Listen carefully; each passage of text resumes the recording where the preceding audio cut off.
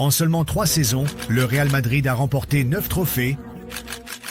Dirigé par un entraîneur qui n'avait jamais coaché une première équipe auparavant. Mais comment cela a-t-il été possible?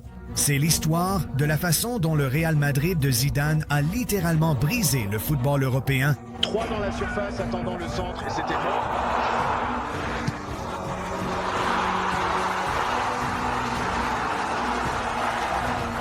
J'ai remporté la 3e Ligue des champions consécutive. Pour comprendre comment le Real Madrid a conquis l'Europe, nous devons commencer par la saison 14-15, lorsque Carlo Ancelotti était l'entraîneur du Real Madrid. C'était une saison sans trophée pour le Real Madrid, qui a terminé à 2 points de Barcelone en championnat, perdre la Ligue des champions en demi-finale contre la Juventus et être éliminé en 8e de finale de la Copa del Rey. Mais malgré une saison sans trophée, le Real Madrid était l'équipe ayant marqué le plus de buts en Europe, jouant un football incroyable, et Cristiano Ronaldo a connu sa meilleure saison individuelle de tous les temps. Mais le problème avec le Real, c'est que peu importe à quel point il se rapproche, une saison sans trophée n'est pas suffisante. Les attentes ne sont rien de moins que le succès. À cette époque, le Barça était la meilleure équipe du monde, avec le célèbre trio MSN terrorisant l'Europe et les menant à un triplé, ce qui a alimenté encore plus la colère des supporters du Real Madrid. L'équipe était également en phase de transition cette saison, avec le départ de Xabi Alonso et Di Maria, et de nouveaux joueurs arrivaient comme Kroos, Navas et James Rodriguez. C'est également durant cette saison que Zinedine Zidane a été nommé entraîneur de l'équipe B du Real Madrid, alors qu'il apprenait encore l'art de l'entraînement, n'ayant jamais coaché une première équipe auparavant. À la fin de la saison 14-15, Carlo Ancelotti a été remercié, car le Real Madrid ressentait le besoin d'un nouveau leader et a nommé Rafa Benitez comme entraîneur, mais cela ne s'est pas bien passé. La saison 15-16 a vu l'équipe emblématique du Real Madrid se former encore davantage, avec le retour de Casemiro de près, les signatures de Kovacic et Alonso, et les départs de joueurs comme Casillas, Hernandez et Khedira. Tous les outils étaient désormais en place pour former une grande équipe. Il leur fallait juste un entraîneur pour les guider. Et ils réalisèrent bientôt que Rafa Benitez n'était pas cet homme. Il a ouvert la campagne de la Ligue avec un match nul sans but contre le Sporting Gijón, mais il a ensuite enchaîné avec 4 victoires consécutives, marquant 14 buts et en concédant 2. Ronaldo était encore une fois en feu, ayant marqué 5 buts lors d'un match contre l'Espagnol. Mais quelque chose ne fonctionnait tout simplement pas dans cette équipe, car fin septembre, ils ont fait 2 matchs nuls consécutifs contre l'Atlético Madrid à Malaga, ce qui a rendu le début de la campagne de la Ligue difficile. Malgré cela, le Real Madrid se dirigeait toujours vers le 1er novembre en Liga jusqu'à ce qu'ils subissent leur première et deuxième défaite de la saison. Avec une défaite 3-2 contre Séville et une défaite 4-0 lors de l'El Clasico contre Barcelone, cela a marqué la plus lourde défaite en El Clasico depuis plus de 6 ans. En Copa del Rey, Madrid a commencé la saison par une victoire 3-1, mais a été disqualifié de la compétition 3 jours plus tard parce qu'ils avaient aligné un joueur suspendu sans s'en rendre compte, ce qui signifie que la campagne en coupe était terminée dès le premier tour. En regardant la Ligue des Champions, le Real Madrid a écrasé la phase de groupe, remportant 5 matchs et faisant un match nul, avec le dernier match étant une victoire 8-0 contre Malmo, où Ronaldo a marqué 4 buts, Benzema 3 et Kovacic a inscrit le dernier. Alors que l'année tournait, le Real Madrid a perdu des points avec un match nul 2-2 contre Valence, les plaçant 3e au classement, derrière l'Atlético Madrid et le Barça. Et c'est à ce moment-là que Florentino Pérez a pris la décision, licencier Rafa Benitez en cours de saison. Il a été annoncé que Zinedine Zidane serait promu entraîneur de l'équipe première et cela a d'abord été accueilli avec beaucoup de critiques car il était un entraîneur complètement inexpérimenté. C'était l'un des plus grands footballeurs de tous les temps et une légende du Real Madrid. Mais il y avait de sérieuses interrogations sur ses capacités managériales. Mais tout cela n'était que du bruit et Zidane était prêt à prouver le contraire à tout le monde. L'ère Zidane a commencé par une victoire 5-0 contre le Deportivo avec un triplé de Gareth Bale, un début ironique étant donné comment la relation entre Bale et Zidane allait se détériorer au fil des ans. L'une des premières choses que Zidane a faites a été d'introduire Casemiro dans le 11 de départ, car jusqu'à ce moment de la saison, il n'était qu'un joueur de l'effectif. Zidane a bien commencé, remportant 5 matchs et faisant un match nul lors de ses 6 premiers matchs de la Liga. Mais ensuite, à la fin février, ils ont fait match nul à l'extérieur contre Malaga. Et ensuite, lors du match suivant, ils ont perdu à domicile contre l'Atlético Madrid. À ce stade, l'écart entre le Real Madrid et Barcelone avait atteint 12 points et on avait l'impression que la Ligue était déjà jouée. Mais c'est là que quelque chose a changé. À partir du 2 mars, le Real Madrid a remporté tous ses matchs en La Liga, réalisant une série de 12 victoires consécutives, y compris une victoire 2-1 à l'extérieur contre le FC Barcelone, ce qui a mis fin à leur série d'invincibilité de 29 matchs. Ce match était dramatique, c'est le moins qu'on puisse dire, avec Ramos qui a été expulsé et un but du Real Madrid qui a été annulé. Mais grâce à un but de Benzema et un but tardif de Ronaldo, ils ont réussi à arracher la victoire. En mai, le Real Madrid avait sauvé sa position en championnat et avait une chance de la remporter en amenant le championnat jusqu'au dernier match de la saison où le Real a battu le Deportivo 2-0 grâce à un doublé de Ronaldo. Mais malheureusement, cela n'a pas suffi, puisque Barcelone a été sacré champion avec un point d'avance. Mais ce n'est pas en championnat que la magie s'est produite cette saison, car le Real Madrid a pu ramener un prix encore plus grand grâce à une campagne historique en Ligue des Champions. Ils ont facilement battu l'AS Roma en 8e de finale, remportant les 2 matchs 2-0, avec Ronaldo marquant un but dans chacun, mais c'est en quart de finale que les choses sont vraiment devenues dramatiques. Le Real Madrid a joué le match aller à Wolfsburg et a été battu 2-0. Mais c'est dans ces moments-là que les grands joueurs se révèlent et lors du match retour, le plus grand joueur de tous était prêt. Minute 15. Il a réussi à avancer et à préparer le terrain pour que Cristiano Ronaldo marque. Minute 17. Kroos. Ronaldo. Ils l'ont eu rapidement. À la minute.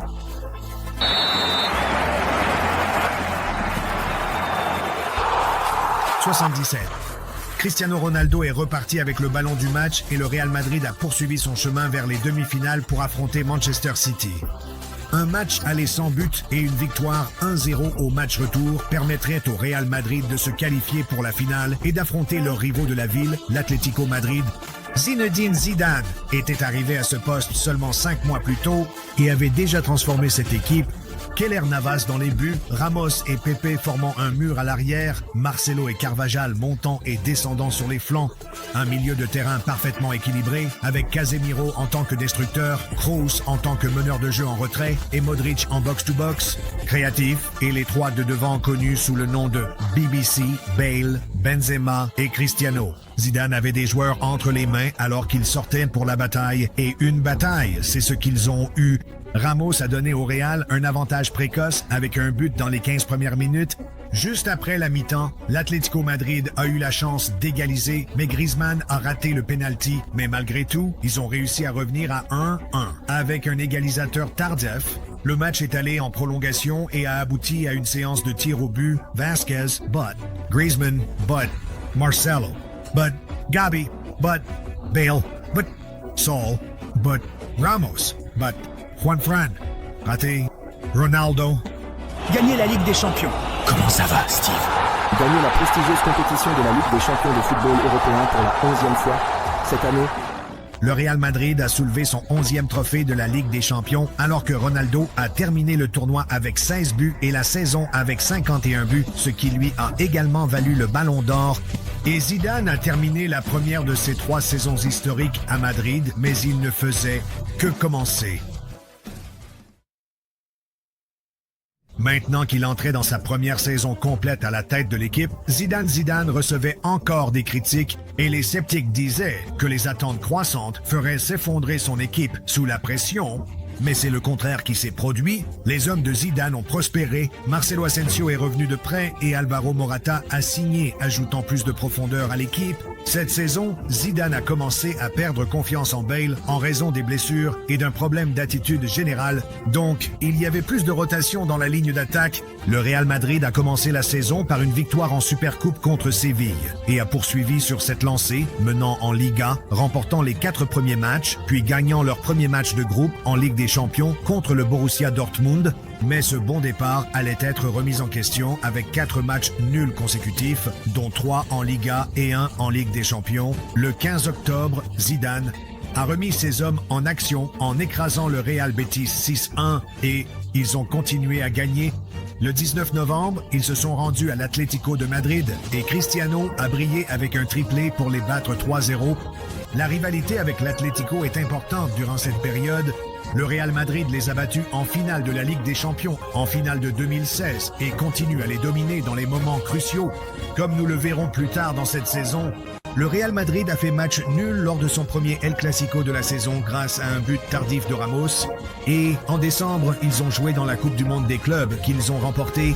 Lors de la phase de groupe de la Ligue des Champions, les hommes de Zidane sont restés invaincus mais ont fait match nul 3 fois, ce qui les a fait terminer à la 2e place du groupe, leur donnant un tirage plus difficile lors des phases à élimination directe. Mais cela signifiait simplement un parcours plus excitant.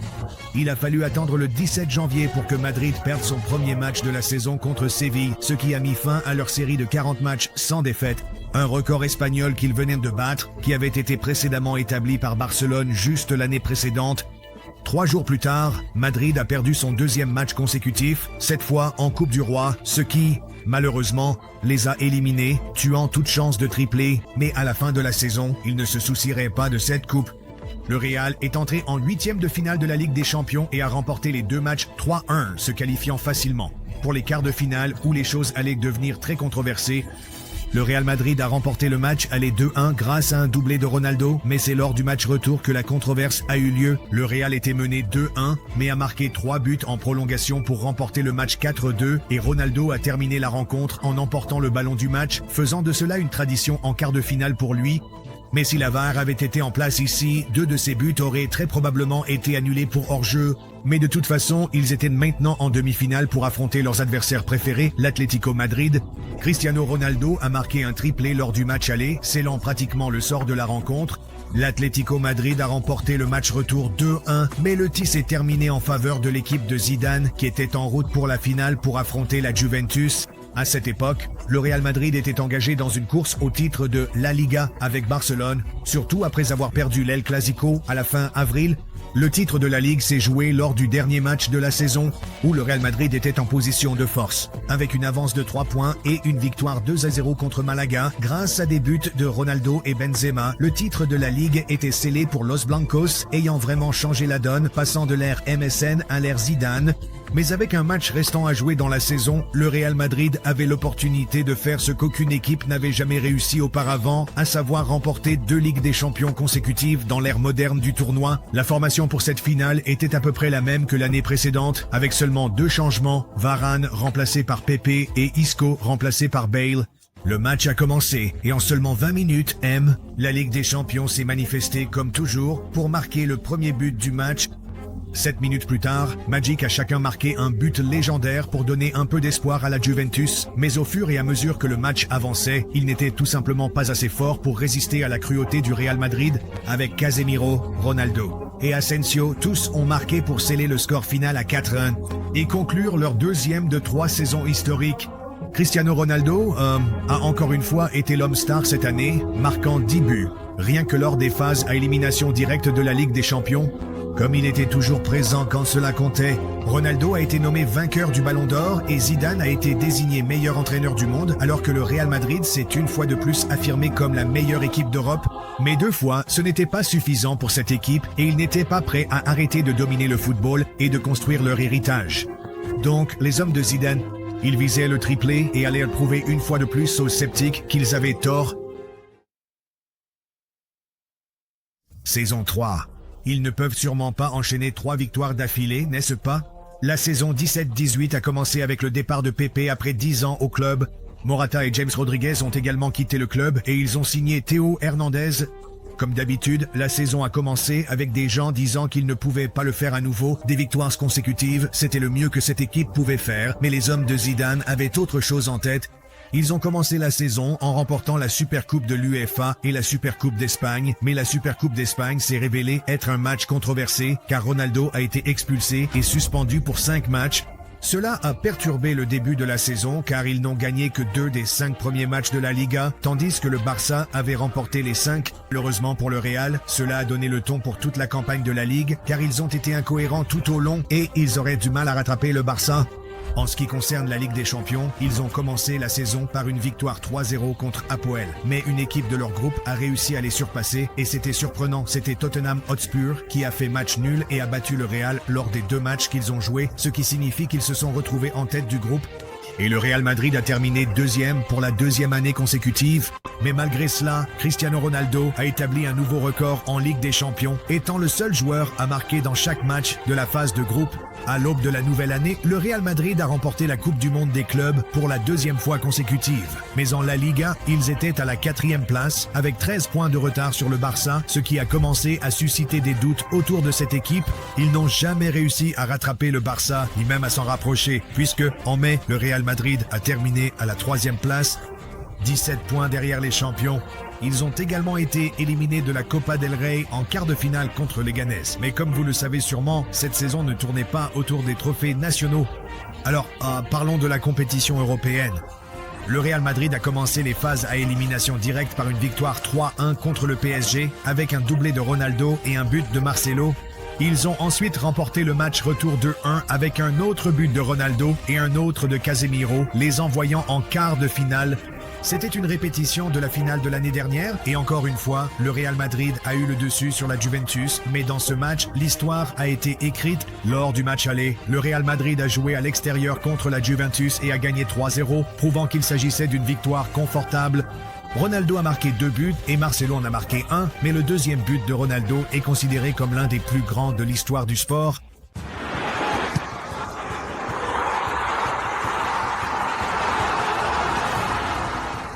Ce but a fait lever tout le stade des supporters de la Juventus pour applaudir la grandeur.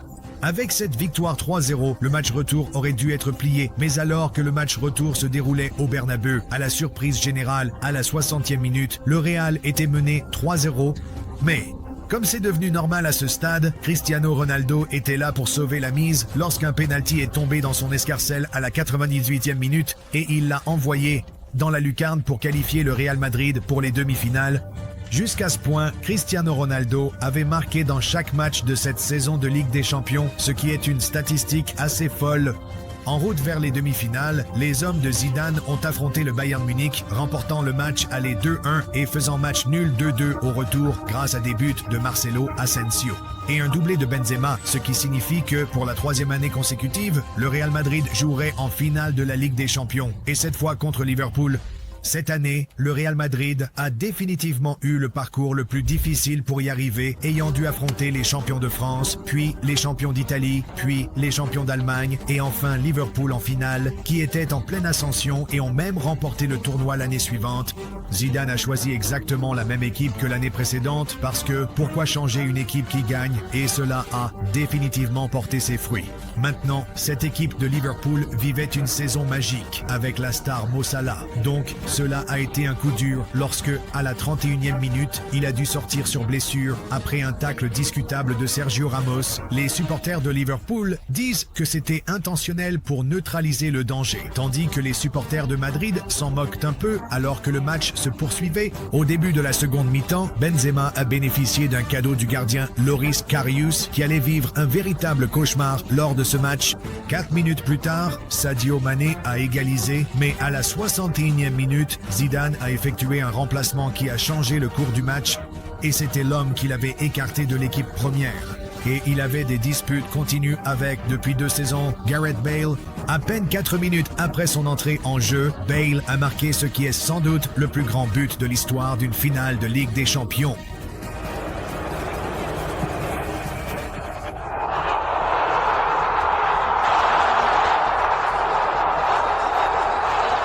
Le seul autre but en finale comparable à celui-ci était celui de Zidane lui-même qui avait marqué une volée incroyable 20 ans auparavant pour le Real Madrid. 21 minutes plus tard, Bale a tiré depuis l'extérieur de la surface, ce qui aurait dû être un arrêt de routine pour Karius. Mais le ballon a dévié et Karius était à la traîne, ce qui a permis au ballon de trouver le fond des filets et le Real a terminé le match sur un score de 3-1. Et, comme ça, les hommes de Zidane ont soulevé leur 3e Ligue des Champions consécutive, réalisant ainsi le triplé et laissant un héritage sans pareil. Ronaldo a terminé la campagne de la Ligue des Champions avec 15 buts et la saison avec 44. Bale a terminé comme le 2e meilleur buteur de Madrid avec 21 buts et Benzema en 3e position avec 11. Modric a été couronné Ballon d'Or à la suite de cette saison et de sa campagne en Coupe du Monde et Zidane a été nommé entraîneur de l'année pour la 2e fois consécutive. Malgré le fait d'avoir juste remporté la Ligue des Champions juste après le match, il y avait des discussions sur l'avenir de cette équipe. Ronaldo et Bale ont suggéré qu'ils envisagèrent de partir. Lors d'une interview,